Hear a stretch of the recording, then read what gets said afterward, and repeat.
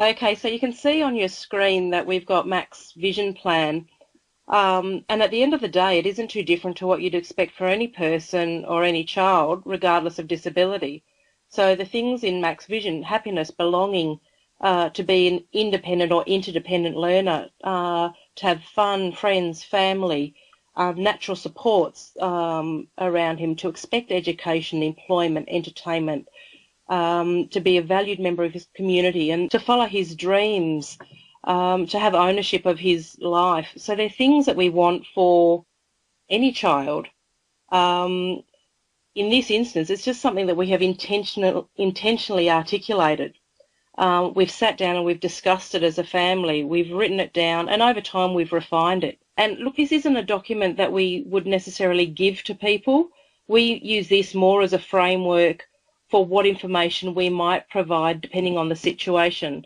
But here's two quick examples of how having the vision was really important in those early years of Mac's schooling, with two issues that we felt were problematic, but we were not really sure why.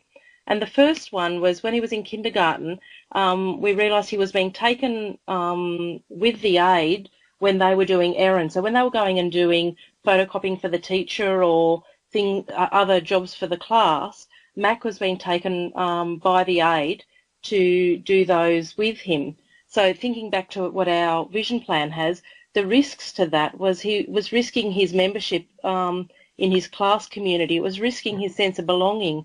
It was risking his expectation of education, of being an independent learner. It was risking building those natural supports of his peers.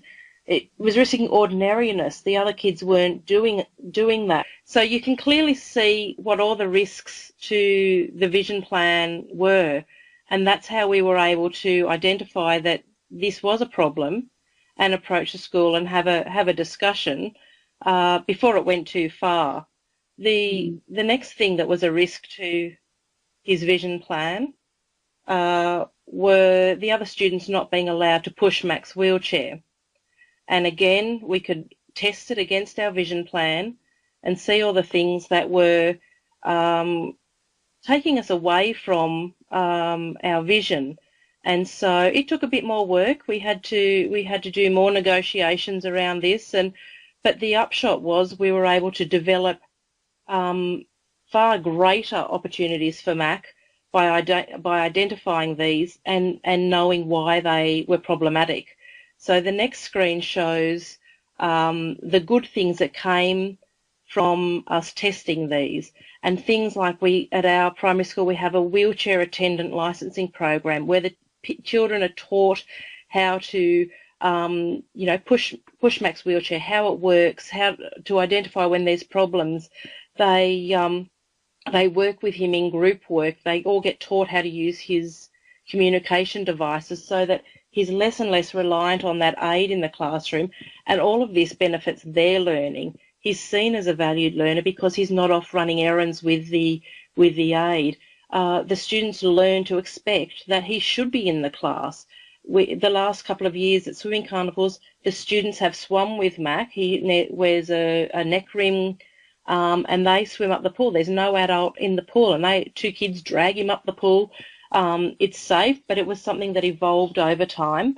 And these are the things where the peers now have this great sense of responsibility for Mac without it being a job. It's just what they do. At camp, he shares a bunk room with the other boys. They have a walkie-talkie to buzz the adults if they think they need Mac needs assistance. So these are the things the vision allows us to do, is to test things against it and see whether we're staying on the right path.